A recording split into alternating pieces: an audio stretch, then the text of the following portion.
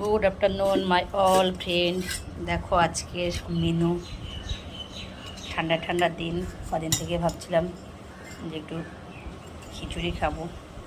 Finally একটু করেই নিয়েছি খিচুড়ি আজকে।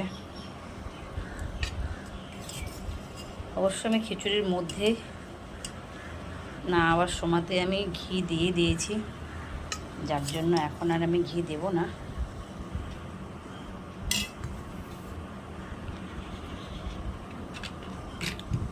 তার সঙ্গে একটা ডিম পোচ আর একটু পাঁপড় ভাজা, কারণ খিচুড়ির সঙ্গে আর কিছু বেশি ভালো লাগে না, যার জন্য করিনি।